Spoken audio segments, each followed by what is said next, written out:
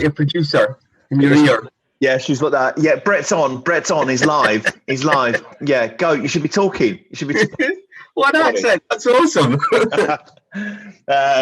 Hey, guess what just came through the door? Oh, wow. Exciting. I just said to Sarah yesterday, I said, you know what? I think they've completely forgotten about us because we have had absolutely nothing. So, well, that's interesting. That, at least because I saw the announcement as well about England's now going to start moving on to the children. Yeah, so. Yeah, I know. And you're like, have they? But you must be considerably younger than me, right? Oh, no. Are you in the 50? You're not in the 50. I'm not far off it. I'm 48 this year. Yeah, you're months away. Months. I like it. I'm in the danger zone. I'm in the danger zone. I hit 50 on January the 1st. Well, I tell you, you're in good nick for 50, mate. You're in good nick. Honestly, I thought you were in your mid-40s, sort of like me, mid to late. You are good. That's what you do. That's what anyone who knows Brett Townsley knows, that Brett makes you feel good. Strangely enough, see, when I was in the forces, one of my mates said to me, said, you know what your real talent is? And I said, you make other people feel good. I was like, well, I don't know if that's absolutely that great of a talent, but as years have rolled by, I've thought, yeah, that's not a bad one, in fairness. If that's the legacy you leave, if that's what they're carving in your gravestone, then you've done a pretty good job. That and shocking at DIY will be what's on my gravestone, mate. Absolutely. Shall we start this? Sure, go for it. Let's do it. So we'll just ease on into it. For those that do know you, and you're a well-known chap around what you do, people will know Brett from Omniscient and from the work that you're doing online and the work that you're doing in this space. So welcome. It's always a pleasure to have you on. I actually agree with your friend that you used to work with, that you do make people feel better. I always look forward to talking to you. You get a bonus, Eric. You do. You get energy. You give energy off, and it's wonderful that you share it. So I look forward to this. I really enjoyed our little get together yesterday when we were sort of framing this up. So some people will know, and this is the normal form that we use on our little Crux cast, is that we just sort of dip into what you're doing right now, and then we're going to go back in time. And I can't wait to go back in time with your story, because I love this. I love this. No. We're going to go deep. But Omniscient, what's it all about? Why did you come up with that name, and what is it that you focus on, and what you're doing these days with it? Sure. So Omniscient Safety Innovations is primarily a mental health workplace solutions business. So we specialize in systemic approaches that reduce cost, illness, lost work days, accident rates. But we look at mental health, or the impacts of mental ill health, which is probably more accurate, and how that affects our ability to focus. It affects behaviour, our emotions in the workplace, and can drive towards sort of crisis events. But with systemic approaches, at least we believe so, we can begin to reduce the impacts of these types of things, and you can see the benefits in your cost savings, less illnesses, less days off work, these types of things.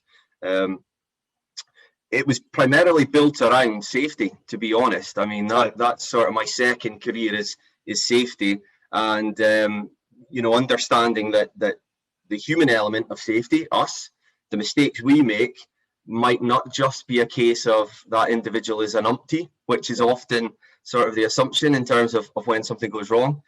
But actually, there might be something much deeper going on in terms of work-related stress, depression, anxiety, which is currently the highest lost workday cause in the UK in terms of reportable illnesses. And so we're seeing a dramatic increase in that. It's continuing to rise, 2016, and I'm sure throughout lockdown and the effects of lockdown, we'll see it even more significantly.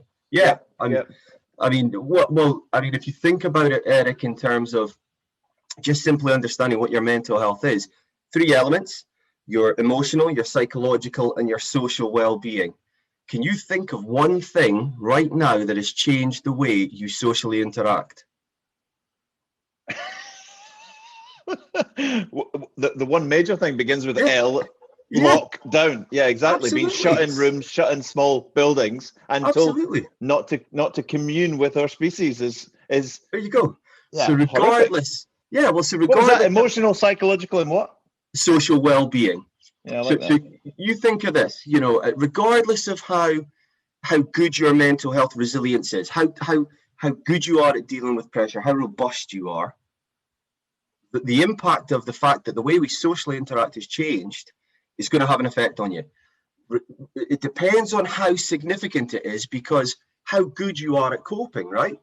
So if you're someone who copes really well, it might be a really insignificant impact. But if you're someone who struggles a bit, it can be significant. Now, the reason why the government have been pushing to get children back to school is because they know this impacts children just the same as it impacts adults. That's why the whole concern around mental health for children getting back to school. So if it's affecting them, it's affecting us. So how do we deal with it? And coming out of lockdown, you're going to see significant impacts on people who previously would have coped pretty well, perhaps in the workplace, with work-related pressures and stresses. So it's it's interesting, and I think, as I said to you before, there are ways to kind of work around this. So just the 30-second elevator speech. So over the last few years, I used to many years ago work in the health and safety sphere in industry, and wrestled, like most people back in the day, with the issue of mental health. Realized it was something we should be addressing, but to be quite honest, my as an HSE leader, an HSEQ leader, my strong part, the capital letter and all that, was the S part. It was industrial safety. It was people at work. The health part was a much smaller H, maybe not even a capital. It might have been a small thin junior H, big thick S, slightly small E, and a reasonably sized Q. But I remember sitting with teams back in the day talking about mental health, and looking back now, what we were doing was just nothing really, just scratching the very top of the surface.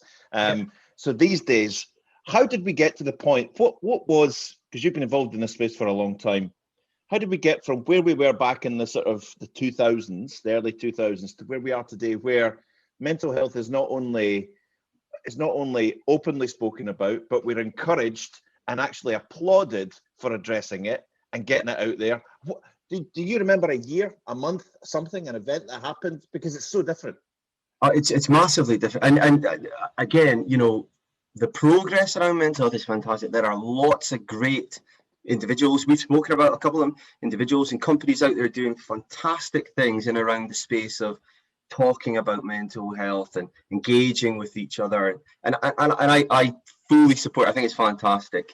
The difference is, I think, is that I see a need for action beyond conversation.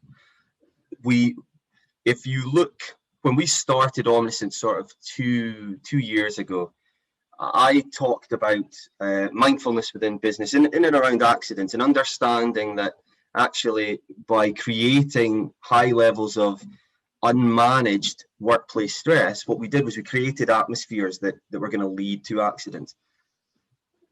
This wasn't widely accepted by anyone that I spoke to. It was very much considered to be a bit off the top shelf, kind of, Brett's away with the fairies, what's he talking about, sort of thing, which in fairness probably wasn't, at that time, was not a bad thing, because I hadn't really formulated it out. But the truth is, we approach physical safety in a particular way, and it took something monumental. The disasters and again, you know, the horrific events of Piper Alpha is a great example of this. You know this quite well, having been in sort of the oil and gas trade probably longer than I have. But once that significant event occurs, then we see fundamental change.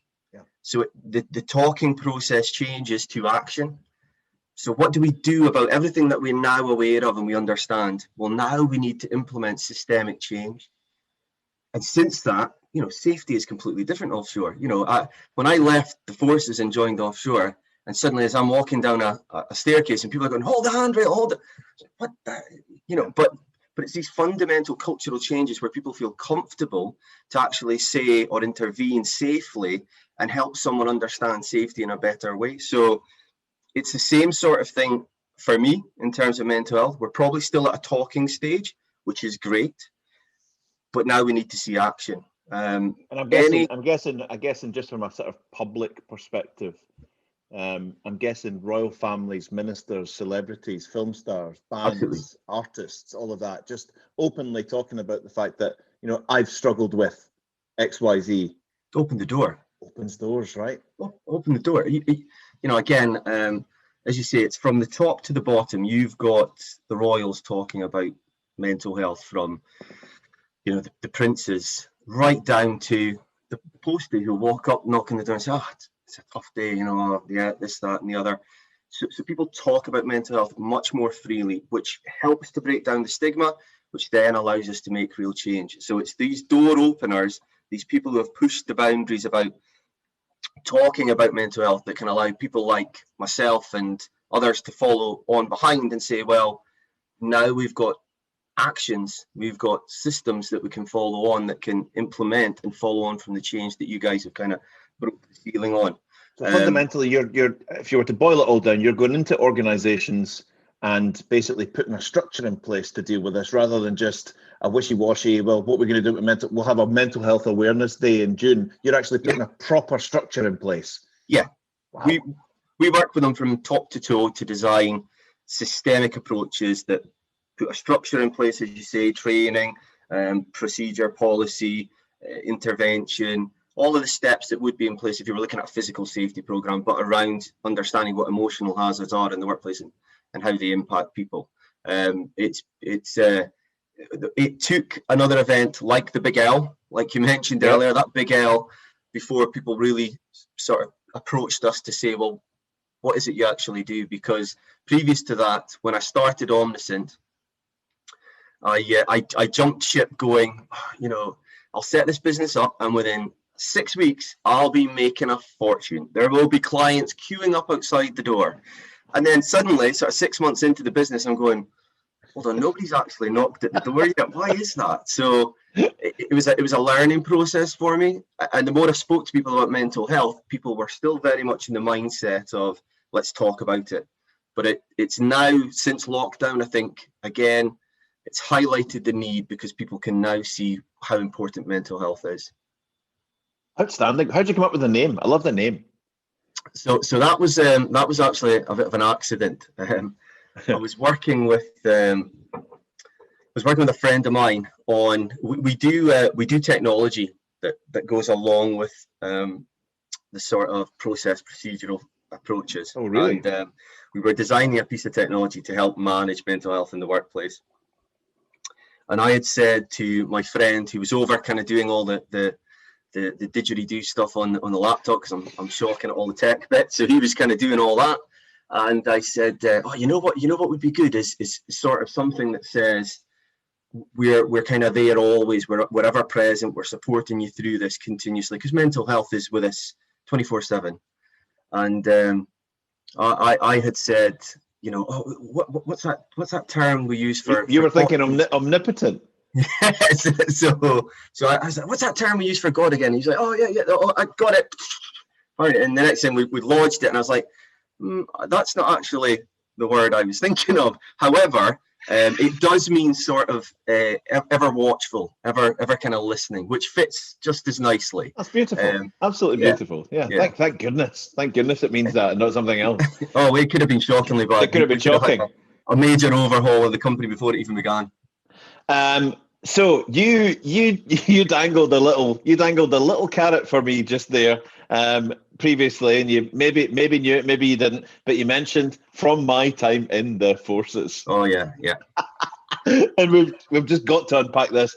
So anyone who goes onto your LinkedIn profile will see that there's your first entry is Intelligence Exploitation Force UK. ISAF, conducting intelligence exploitation force operations, ensuring security measures were followed in relation to detention and transportation of detainees. Yeah. What on earth is that all about? You've got to take us back there. That is just incredible. I could tell you, Eric, but I'd have to kill you afterwards. So we better not go into that. Fair enough. No. So Intelligence Exploitation Force is a branch of military intelligence which deals with handling, transportation, movement, interrogation of detainees, which is primarily terror suspects, or at that time, certainly out in Afghanistan, was Taliban suspects primarily.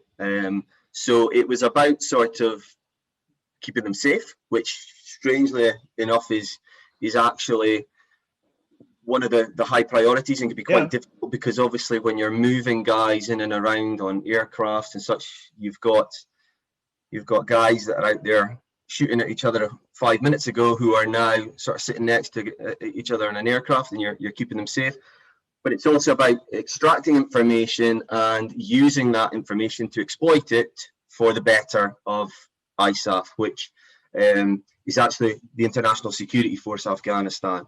So it was a police action at that point, rather than a military conflict. So it was about sort of policing and intelligence work and caring for, they ate better than I did, to be fair. So you've got that on the. One of the things that intrigues me is you're an Aberdeen boy. Yeah. Field, Hazelhead Academy. Yeah. How do you get from there? Most people went to work with engineering companies in oil and gas, or of our age. But you end up. How do you end up there? Do you know, it's strange, because I think I was one of those. There's lots of people who seem to be destined from the moment. And I mentioned to you yesterday, there was a girl I went to school with who's now in a really senior role over at BP, and I was talking to her the other day, and she was just somebody who always seemed to be, had a purpose, had a goal, had a vision, I definitely wasn't one of those people.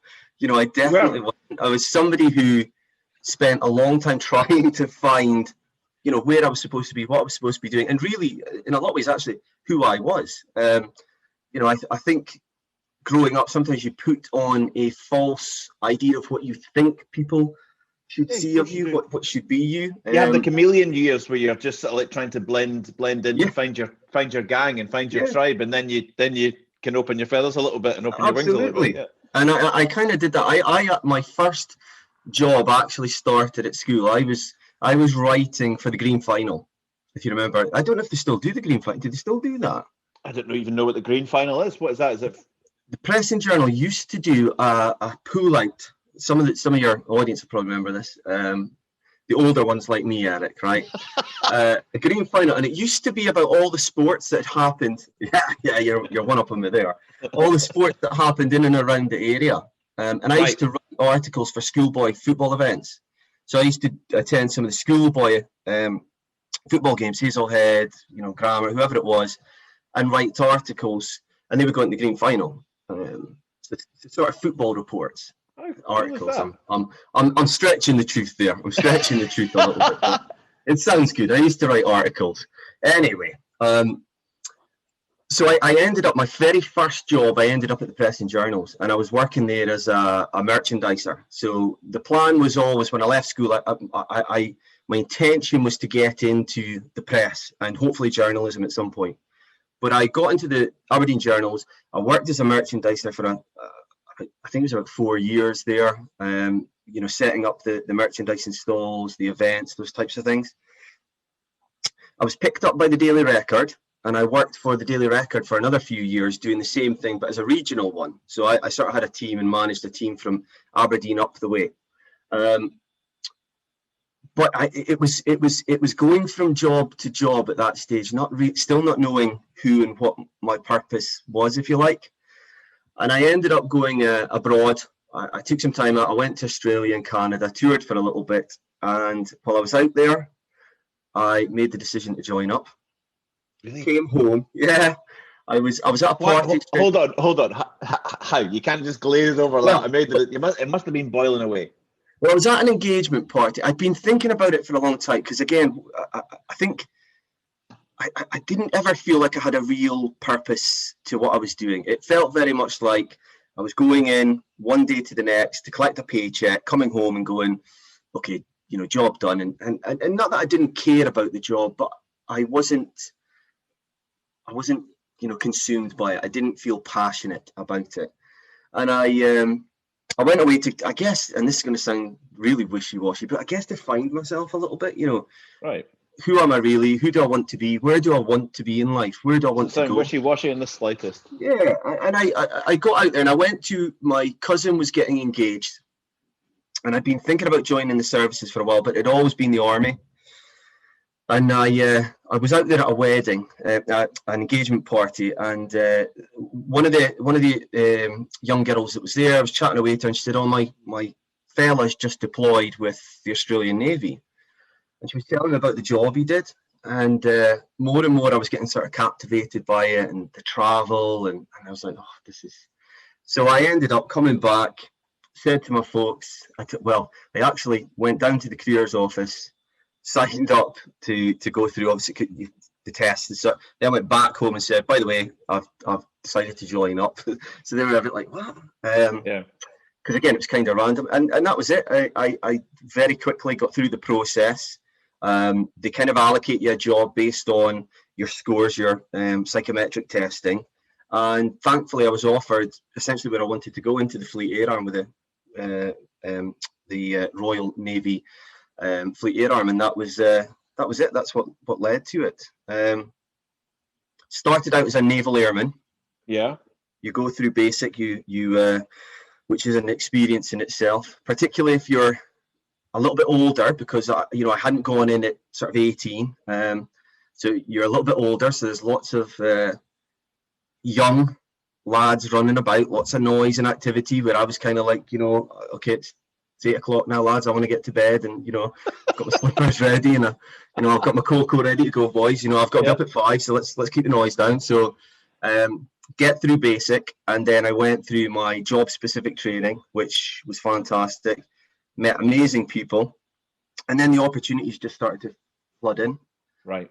Which one of them was Intelligence Exploitation Force. So, and I couldn't pass that up. No, you couldn't. Absolutely not. Absolutely not. Incredible. So the ambition was, I wondered how it all fitted together, how the Intelligence Exploitation, but it actually came from joining the Navy, the Fleet Air Arm. Yeah. Incredible. Yeah, it did. It opened the doors to a variety. Within the Fleet Air Arm, I worked with helicopter crews, and I worked with fixed wing flights. So I worked with the Harriers. So I did both sides of the spectrum around sort of Fleet Air Arm. And I think I said this to you the other day. I was fortunate enough, and I've got a photograph here somewhere, to see the last fixed wing flight off of the Ark Royal, and I was again fortunate enough to have made friends with the photographer on board, who gave me one of the original copies of the last ever photograph taken of. Because you were on the Ark Royal, right? Yeah. I did the Ark Royal, and I did 6 months in Kent, and it was, the Ark Royal was. I mean, she was old by the time I got there, but what amazing! I mean, you could get lost on it. You genuinely could get lost on her, and again, because we came on as a flight crew rather than sort of ship's company, it was very easy to kind of be wandering around after you'd gone to the galley and eaten, to be wandering around for the next 20 minutes trying to find, where your mess was again. So, we could just wander around, sort of chatting, pretending to look like we knew what we were doing, but going, where is it? Where am I? Which way do we go? So it was fantastic. And what would be I guess no day was typical, but what sort of stuff were you doing in the Fleet Air Arm? What was like a typical job, typical kind of thing? I was fortunate enough to do a variety of things. When I started, I went in as a survival technician, which essentially is maintaining, repairing, and managing sort of survival kit, life rafts, vests, all these types of things, breathing equipment, all that kind of. And I started working in a section, so like a mini factory, I guess, where lots of kit comes in and it gets maintained. And then what tends to happen is they move you on to different positions. So drafts open up, much like, I guess, contracts on offshore platforms, or this is opened up. Do you want to apply for this, essentially? Should we try and get you in here? Sure.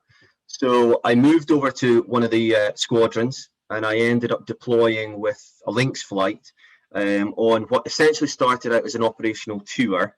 And it was going to be the first operational tour of China. in 30 years. It was the first time that a British vessel had docked in China for 30 years, a British military vessel.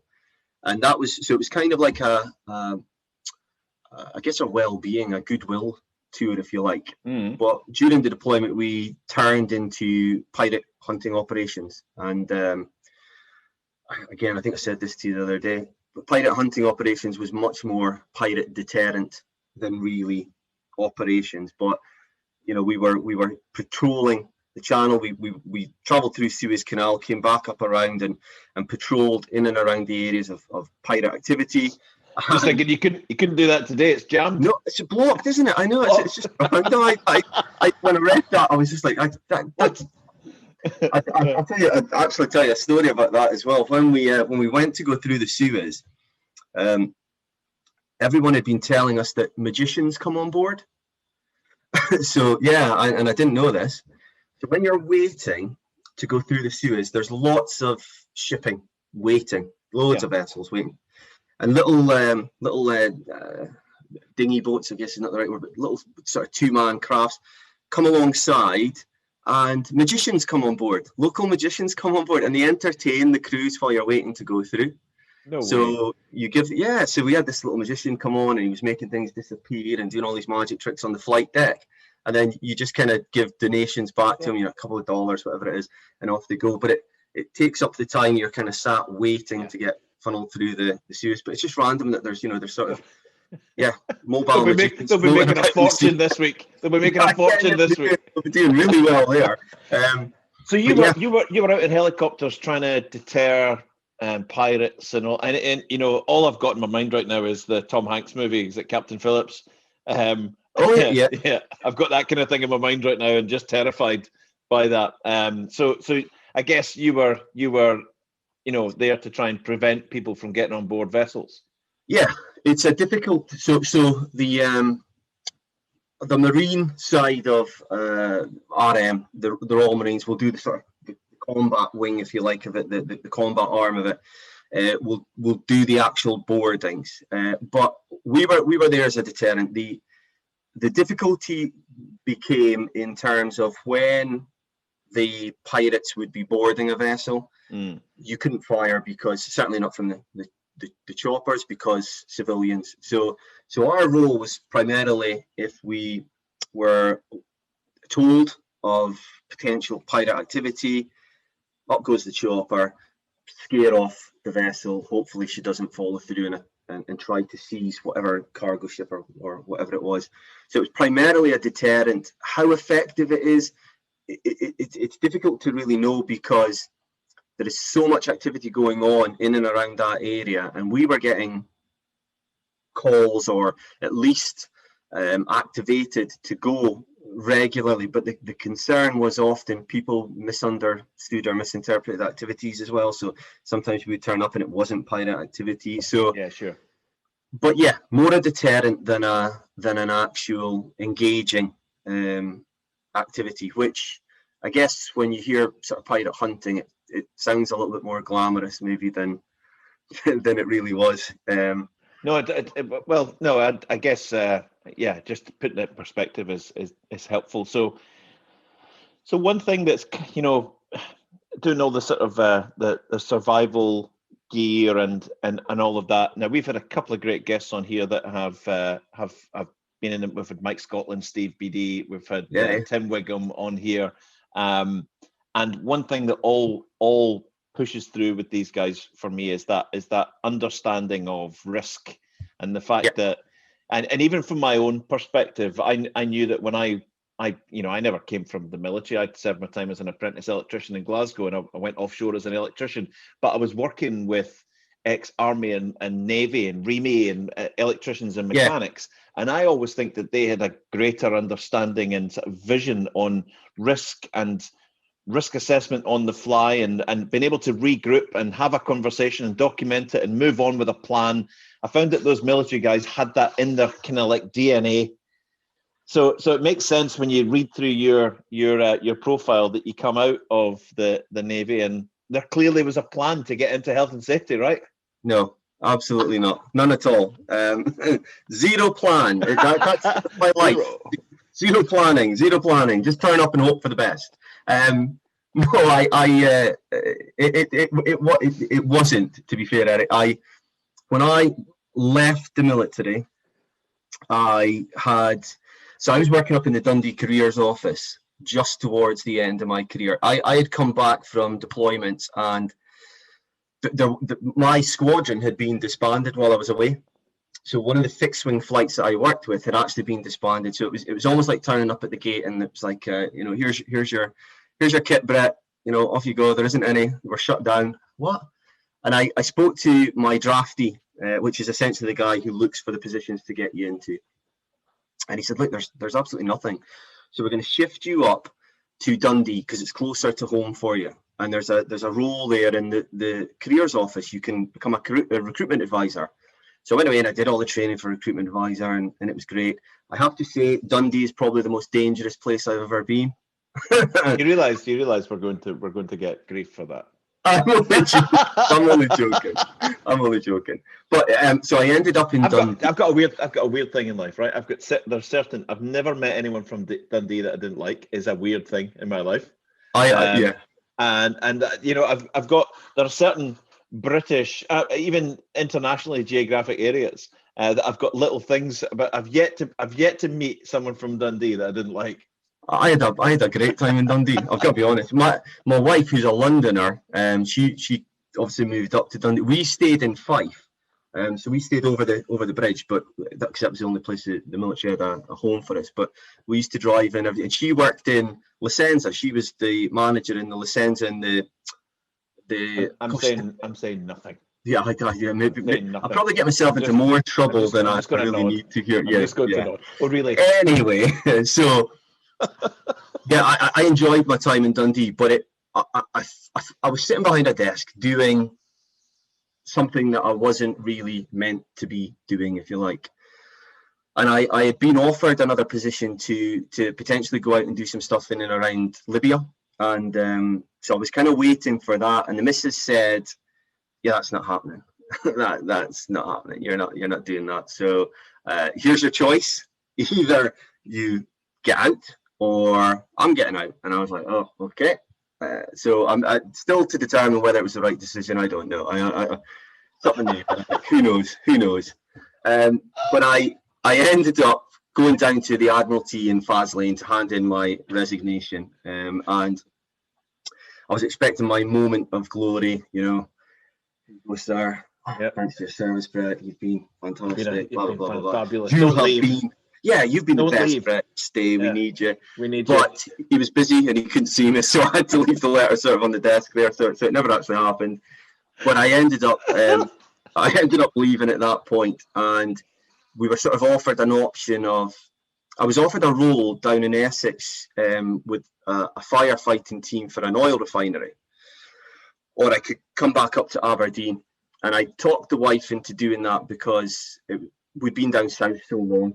And I wanted to come home, and I was convinced that all you guys out there working on the rigs, were making millions of pounds. Because all my mates were telling me, look, I'm rich, and I convinced myself that all I needed to do was just kind of rock up, and I was going to get offshore and start shoveling gold bullion into your wheelbarrow. Yeah, I was just going to drill it up from underneath the ground. That was it, So get my own rig, and then I'm sorted. So I went to the career transition. And it's sort of this process where they help you transition over successfully into civvy life. So I rocked up there, and the advisor said, "Here's what you need to do." And I was like, "Whoa, no. Here's what I need to do. I just need to get my Associate done, get offshore, and I'm set. My career is." And they were like, "Well, you really need to have a skill." No. You don't need a skill. I just have to be offshore. Offshore. I turn up. I drill for the oil, the gold comes up, I walk away, it's all good. A couple of years of that and I'm sorted. Right, you convinced me though.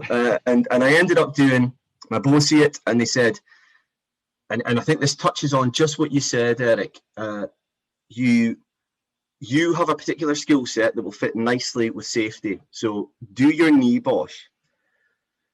Safety, what are you talking about? This doesn't NEBOSH, what? Okay, I'll do the NEBOSH. Did the NEBOSH, got signed off for the safety, and went, oh, right, okay, that makes sense. Yeah. And just like you say, I you know, dynamic risk assessment, which is something, as you know, safety, you need to be able to do, but it's something that is ingrained into people within the armed forces, because when you consider sort of channeling or funneling, you know, that spidey senses being activated because the situation doesn't look right and potentially there's a threat or you're being moved to go a certain way when that isn't perhaps the route you would take, your senses go off. And essentially, it's the same process with dynamic risk assessment. This doesn't feel right.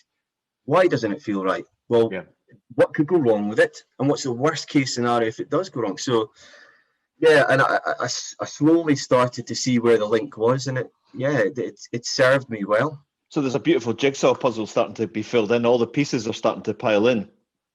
Getting back home, doing the NABOSH, leaving the forces, thinking that maybe oil and gas and offshore, but the health and safety piece starts to come together, and then you get right into it. So there's a couple of years where you're frontline health and safety in the oil patch for some big players. So you're front and center in it.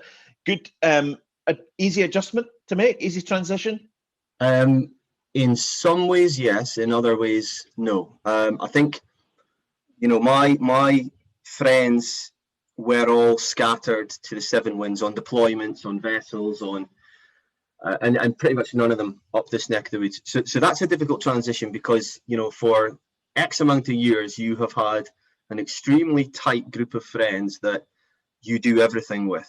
And now suddenly you're dropped back into an environment that for me, again, was my home environment, but everything's changed. Everybody's changed. Yeah, different people language, have moved on. Yeah. Friendships that 10, 15 years ago I thought were vitally important are no longer there, or they've moved on.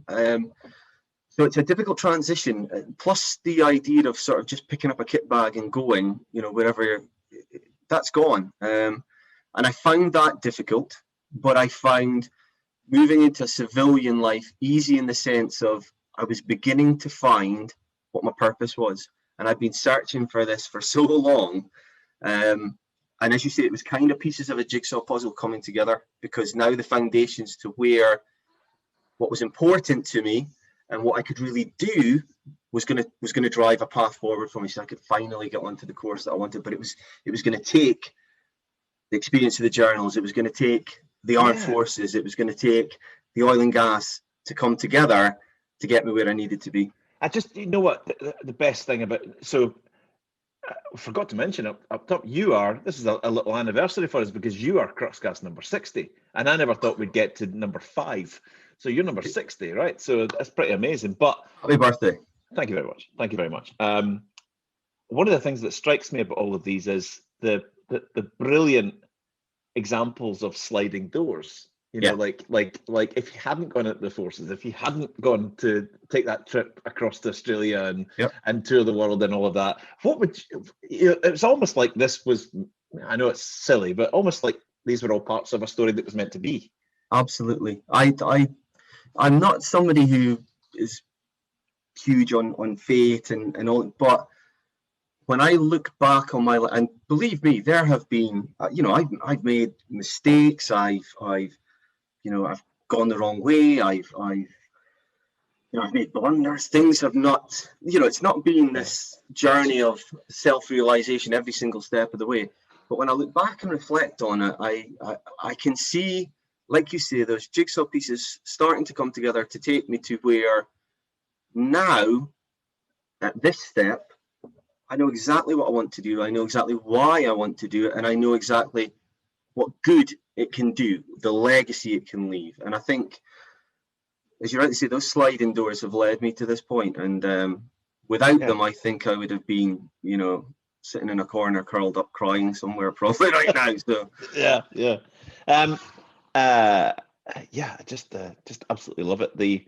So I personally have, having spent a portion of my life devoted to enhancing working environments and living environments for other people, I've got a great deal of respect for people who devote their lives. You know, I think it's there are people who do jobs, and that's great, and people that have a particular thing that they're good at.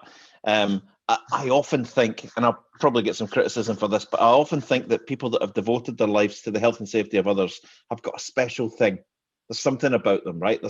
I'm devoted, a group of people devoting their lives to trying to enrich the lives and make the living experience of others better, I think is really special and takes a certain type of person. Well, thanks. I mean, I think the honest truth is, I have a forgetting the business, the work, and everything else. I have something, and I'll probably get criticism for this too, but I have an underlying need or want to help. Right. My wife says to me on a regular basis, Brett, you do not wear a cape, and she is absolutely right, because I don't. But I have this sort of illusion in my head that that person needs help, so I'll get involved, and I will, and it doesn't always go right, believe me. Sometimes it goes horribly wrong, and I think if you have that need or want to help others, it's a good thing to have. It can sometimes lead to, as I say, not the best end results, but without that, without those types of people out there, and you've mentioned a good few of them as well, we won't change things. Totally. Somebody once told me one of my biggest weaknesses is naivety. They said, right, you're naive, you're too innocent to what really matters in terms of, you think the world is about everybody helping everybody else out. And all it's a beautiful naivety, if it's naivety at all. Well, I think it's one of my greater strengths as well, Eric, right? I totally think, that's the core of essentially what we're here for, in my opinion. So. Right. So doing what you're doing now, the mental health piece, clearly you won't go into, but and we wouldn't want you to go into it, but the kind of work that you're doing in this space, devoting your professional life to the mental health and safety of others, feel good success stories. I know you've talked about the fact that it doesn't always work, but sometimes it does, right? Yeah, absolutely. We have a non-profit, which you know of, and I dedicate a lot of time to that. I've sat on boards of other charities, so I've had a lot of success in terms of helping support others outside of the business. I was fortunate enough to receive a BCA at the House of Lords for the charity work, which was humbling and overwhelming at the same time. But so just give us a wee bit more on that. So just on the charity itself. Well, I again, my need to help got me involved with and I won't mention it, but there was a little girl who had a very serious illness, and I saw her story, became passionately and emotionally involved in it.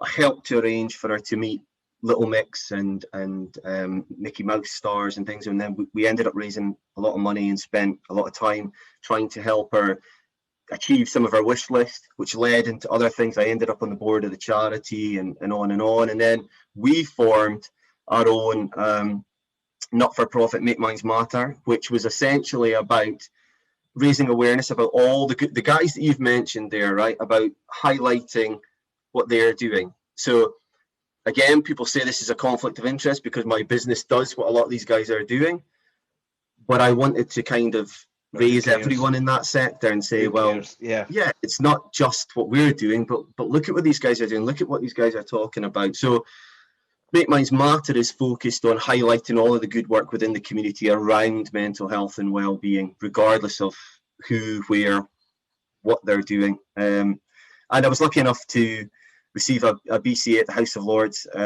for all the charity work, which I was blown away, because some of the people that were there as recipients was Mr. Folds, the chap who had arranged the RAF flyover for the shot down American pilots. Good Lord. Do you remember? So he was there. So he was one of the other recipients, and the chap that was on Britain's Got Talent with the school kids. Yes. So I can't remember the chap's name, but he was the other one of the other ones there as well. So great. And another guy I know, ex-military guy, who does a lot of work in terms of well-being and fitness, Sean Maloney, he was there as well. So great group of people, met some fantastic people. House of Lords, one of the Lords presented the awards and things. So it was a great day out. I, however, was the only person who took my little girl down. So everybody else was there sort of very formal and wives and nothing else. But I, of course, turned up with my 4-year-old and caused havoc at House of Lords, which is great, because as far as I'm concerned, that's a memory for me and her that I'll take with me. But yeah, we caused chaos down there. Through every presentation she was singing or jumping about. So yeah, all good. Absolutely. No, brilliant. Yeah. My goodness me, what an interesting life that it's been. What your energy, your positivity. We've only met a couple of times. I met you through Make Minds Matter, isn't it? Yeah. I met you through that, and then we've touched base a few times. And in setting this up, there is this energy that comes off you all the time. Because you can't devote all of your waking hours to this. You must have something that allows you to sort of discharge a little bit and all that. So is there a hobby? Is there an interesting thing that you do? Where do you put your attention when you're not thinking about doing good for others? And maybe you don't. Maybe you don't. Well, to be honest with you, and I mean, the doing for others is probably where I get the most enjoyment. So a lot of the business is one piece, I guess, in delivering sort of support for businesses, but for the individual things, the fundraising, the events, the challenges, that's probably where I get the most enjoyment. Apart from my little girl, I've got my wife, my little girl, and that is my world, Eric. Everything I do is focused on. I think I did say this to you once before. She's 4 at the moment. She's at nursery, but she'll be going to school. I know that by the time you sort of hit 14 at school, you're beginning to develop mental health issues if they are to present themselves. So I want to create a place for her when she grows up that it's managed properly, that she's supported properly. Should she encounter any difficulties, people know how to handle it, that teachers are trained and there's experience there, and that society supports it, and that when she gets into work, that a business supports her and looks after her. I want that in place for her. So that's a large driver for me. And I did used to do a bit of boxing and things, and I when I first came back from from the forces, I dabbled here in the city. I've got a friend who owns a combat gym, Aberdeen Combat and Fitness. I think you might know it as well. So yeah, and I did when I first got back. I went down there and trained for a little bit, but as you might imagine, at the age of 35, 36 at the time, whatever it was, and going in the ring for 4 rounds with 18-year-olds, I was regularly getting black eyes and bust lips. So I've learned my place is probably more hitting the bag downstairs now rather than that. But so I do enjoy sort of sports activities in terms of sort of physical combat kind of things. But yeah, the biggest driver for me, the whole theme throughout my life, which again I think leads back to what I was saying to you about finally finding what my purpose is and where I'm going with it, is about changing mental health in terms of making it a preventative culture that we live in, rather than a reactive one where let's talk about it, let's get treatment. Well, it's too late then. I don't want people to have to go and get treatment. I want us to be saying, how are we going to stop people from needing to go and get treatment? How do we prevent it becoming so overwhelming that people become ill with this? And that's it for me. And what a lovely thing to think about your vision for your daughter's future, for her to know that her daddy was at the spearhead of this, was leading it. I think that's pretty awesome. Well, I think right now, I said to you the other day, I was fortunate enough to get a haircut off of the neighbour there, out in the garden, folks. So yes, yeah. No need for complaints. But you know, I came in and she was like, I thought she'd be happy about it, my little girl, but she was screaming and crying her eyes out because Daddy's hair's gone. So I'm hoping that she sees, she can understand, you know, the time and effort and energy that is taken away, perhaps from spending with her at the moment, to focus on something that long term, I hope, will give her a better life in the future, and everybody else at her age group and younger and even older people will give them a better life by what we're doing. So yeah, I'm hoping that she can accept that sometimes I have to go away and, you know, do meetings for 2-3 hours or whatever it may be, but long term the goal is there for her. Listen, I've enjoyed this immensely, and I think although you've got a big personality, lots of energy and all that, you won't like what I'm about to say, but I do think the world needs more people like you. You don't have to respond. And I think the fact that we have got people like you means that there is hope for us out of all of this drama that we're going through, because I just wish you all the best. And for what it's worth, anything that we at Crux can do to help support you in what you're doing, we would love to be able to help in any small way that we can. So appreciate that. Thank you. So let's make a date at some point to come back and check in with you. It'd be lovely to see where this journey goes. We'll leave it for a wee while, but we'll definitely make a date to do Townsley 2. The rematch. The rematch, absolutely. And I guess you'll take a call from everyone and anyone about these subjects and other things if anybody wants to get a hold of you, right? Absolutely. We're working with some forward-thinking oil and gas companies at the moment, and we do the offshore training for obviously step change and safety as well. But we work with schools. We've been working with we worked with a food wholesaling factory as well. So yeah, I mean, mental health affects, or I'm saying that wrong in fairness, mental health is something we all have. Mental ill health can affect anyone. So regardless of, you know, job, color, creed, sex, we're there to support absolutely anyone, and I'm happy to get involved at any point I can. So yeah. Awesome. Brett, it's been fantastic. We will hook up with you soon. Thank you so much for your time today. No worries, Eric. Thanks very much, mate. It's been a pleasure. Bye-bye. Take care. Cheers.